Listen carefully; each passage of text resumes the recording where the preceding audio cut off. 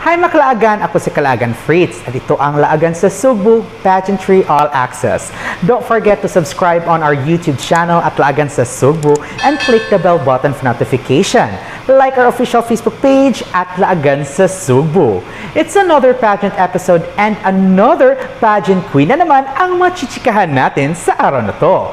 Help me welcome Queen Philippines 2024 who will be representing Cebu Province and also one sa mga sikat diri sa Cebu na influential person, Miss Alem Garcia. Hello mga Kalagan, maraming salamat for having me here. I've been through a lot of interviews as well. I've been through a lot of talk shows, but this is my first time to be interviewed as a pageant candidate wearing a sash. Yes. So, wow, Finally. first time. You're the first person who interviewed Oh, me as thank you. a candidate. So maraming salamat for having me here. It's an honor to have you kasi ang tagal-tagal ko nang gustong ma-interview si Alem Garcia, di ba? Ayan. Okay. Now, Alem, what are your preparations for this upcoming Queen Philippines?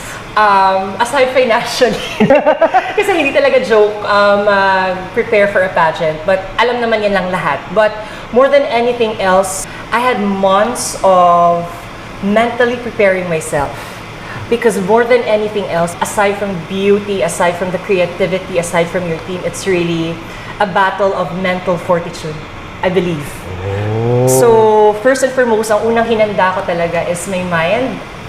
Because I know that it's not gonna be easy, especially that, you know, it's on social media and people are very critical when it comes to beauty queens and as well as candidates of pageants, especially with Queen Philippines, you know. So, mentally talaga.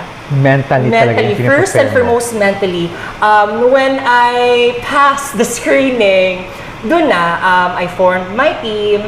I started, I have a master plan actually, wherein I input all of my creative inputs, where I let my team do their creative suggestions. Then magmi-meeting every now and then, kung ano yung mga looks, ano yung mga kailangan gawin. Yun. But more than anything else, doon talaga ako sa mental preparation. Doon. Now, you are known as one of the famous influential person here in the Queen City of the Philippines. Ay, totoo ba? Yes! Now, what made you decide na to go on pageantry? Sikat ka na eh. You're on that stage na, even ako, nagpa-follow ako sa iyo. So, what made you decide to be a beauty queen?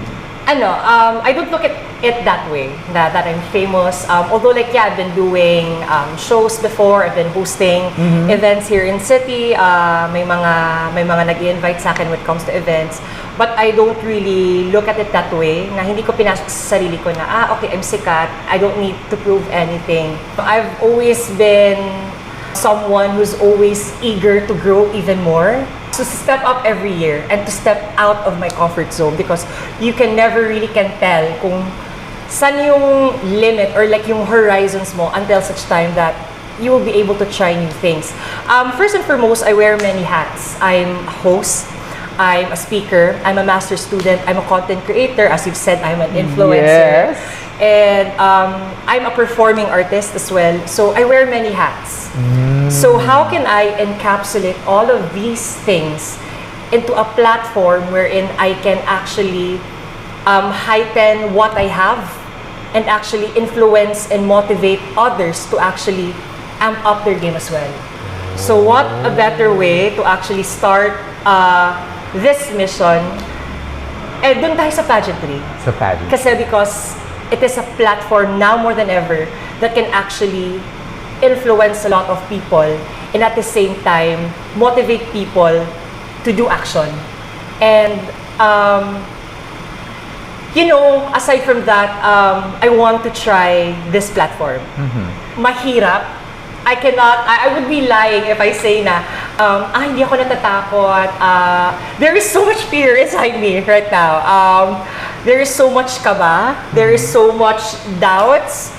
But if there's one thing that keeps me going, it's really that that fire inside me that wants to amplify and broadcast my truth. Wow. Ganon. So, kahit gaano kasikat na si Alem, humble pa rin. Ay, charot. No? Diba? But now, kasi you're always on cam, you're always on social media. But sino ba talaga si Alem if not in pageantry or off-cam, sino ba talaga si Allen? I'm a simple girl. Standing in front of a pageant. Ay, wag ganun. Wala akong jowa kahit charot na. Hindi. Nasa bahay lang ako.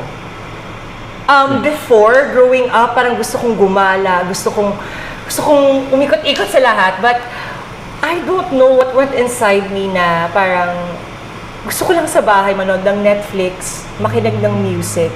I'm a millennial tita. You know, if there are words to describe me, I'm a millennial tita. So gusto mo lang like relax lang, nasa bahay lang, Yes, nood gusto ko ng Netflix, maging ganun. plantita. Gusto ko maging paano pa ba? Like, I like doing chores at home. I like cooking. I like washing the dishes. I like doing laundry. I like watering the plants. Sooner or later, siguro mamimili ako ng mga tanim-tanim kasi gusto kong... Mukha din qualities of being a wife yun Di ba? Kahit walang jowa, parang really ready yourself ko in the future na, okay, gusto kong mag-asawa and I need to train myself.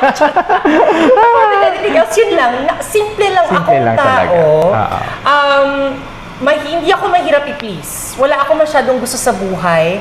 And my past situations really helped me appreciate what I have right now. And that's the beauty of being in the process and of being, and of learning how to appreciate the process of maturity. Wow. Yun. I'm turning 29 this year. And I'm not afraid. Still young. Yeah. But I'm not afraid to actually turn 30, turn 31, turn 32, and sooner or later, 33. Ganon. I'm not afraid. Although like siguro it's too early for me to say that, but I'm not afraid to actually age. Kasi there is really beauty in aging. And people might not appreciate this, but yun eh. It's a personal experience. You can disagree by all means, that's your right, but I've learned to appreciate the littlest of things because of me allowing myself to undergo the harsh, there's no other words to describe the process of maturity, but the harsh and harsh processes of growing up in this world. Diba? Yun. So, ganun pa rin, mukha rin. #young and loving it. Ganon. #millennial tita. Millennial tita queen. Charot lang. Now, di millennial tita, diba? Now, what is your breakthrough or big achievement and how did it improve you as a person? My greatest achievement? I can list down, actually, but If you were to choose one. if I were to choose one, choosing to screen for Queen Philippines. Oh! Because this is totally out of my comfort zone. If there's an experience with pageantry, it's really hosting and judging. But it's a different playground when you're a candidate. So, and maraming hindi nag-expect na ay sumahay si Allen. Totoo ba? Kasi nag-announce ako, parang mga 2 a.m. na na-announce yung finalist ng top 40 ng Queen Philippines. Ang tagal ang tagal na release. Diba? Diyos ko, naloka kami lang, akakaantay. Ano ba, matutulog nila siguro ako. Tapos the next day nila ako kukuda ng malala. But, yun nga, yun nga, yung nasabi ko sa screening because I was asked what's my most remarkable trait and why. It's really my decisiveness to be here. It's my decisiveness to join. It's my decisiveness to risk what I have. Kasi parang people might think na, okay, yun nga, yung mga thinking mo na I'm already a host, I've been doing this, I've been doing events and all that. And to risk to join again. And to risk na makipag-compete na naman again, knowing that I have already started what I have started, is a big risk. But yun nga, parang, okay, I am here. This is it. This is it. And more than the kaba, more than the fears, more than the doubts, it's really my excitement na parang nagpapakilig sa akin. Kaya ligaw-ligaw. Nag-ano pala, The Queen Philippines pala. The Queen Philippines. Now, let's lighten up naman. Okay. Alam, what turns you on? What turns turns me on, Yes. maturity. Maturity. Why? Iba kasi pag nakikipag-usap ka sa mga taong may substance. I'm not saying that maturity comes with age, but I think yung mga taong grabe yung maturity despite their age, yun eh. Their ability to carry a conversation na yung pinag-uusapan nyo, hindi na yung mga katsakahan ng life. It's not talking about other people's business. Yung pinag-uusapan nyo, how to be better. What do I do to amend my past mistakes? What's my goal in the future? Yung mga ganung kind of conversations, that really turns me on. First and foremost, yung nagpapa-attract sa akin sa isang tao. Ayun. Being mature. Being mature, iba yun eh. Now more than ever, na napansin ko na siya na taray ng maturity, no? Parang sana, yung mindset kasi, yung framework ng mindset, yung mga pag-iisip ng mga mature people, iba. And it's contagious. Yun yun. In a good way na na-inspire ka, yes, no? You would be pondering after that conversation, really, that makes sense. I can actually apply that and make myself better the next day. Wow. So being mature. Ikaw ba?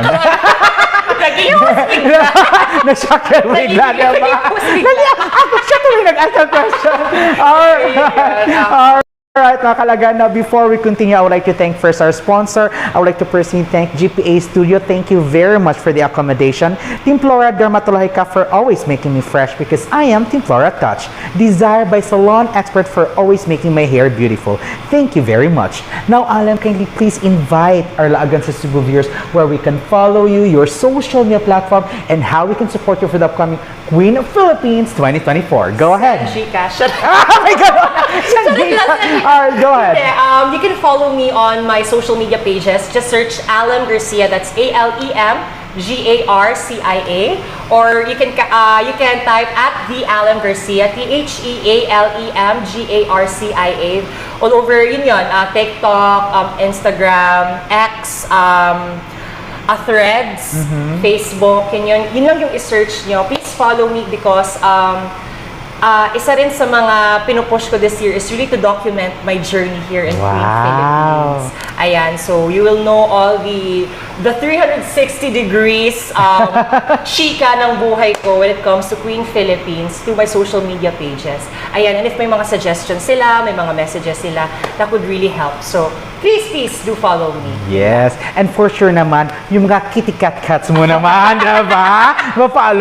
They will follow your journey talaga. Please, ayan. Yes. And also, mga Kalagan, once again, our Queen Philippines 2024, who will be representing Cebu Province, we have Miss Allen Garcia. Maraming salamat. Yes. Thank you so much, Fritz, for having me. And mga Thank you so Kalagan, much. salamat sa kain. No, thank you so much. And also, good luck for your upcoming competition. Salamat. Thank you. Magdilang ng hell ka sana. May request lang ako. Ano? Kasi ito talaga yung pinanood ko sa'yo a long time Okay. Oo. Can you do it again? Yung palagi mong sinasabi na Laisyo ka di. Laisyo ka di. Sige. Kahit yun lang. Oo, diba? 3, 2, 1. laisyo ka di! Char! Yun ang namimiss namin diba? Oo, tapos may partner ka pa doon na Si Sarah. Oo, diba? Ano yung sugar na? Gano'n Yeah. Gano'n. Don't put char! Ganon. Yun yung namimiss namin. So, once again, makalagan our Queen Philippines 2024, Cebu Province, Alem Garcia. Yes. And also, don't forget to subscribe on our YouTube channel at Laagan sa Cebu and click the bell button for notification. Like our official Facebook page at Laagan sa Cebu. You may also follow me on my TikTok account, Instagram, and Facebook at Fritz Gerald Alcaraz. Once again, ako si Kalaagan Fritz saying, stay safe, be a responsible Kalaagan, and this is Laagan sa Cebu, Pageantry All Access.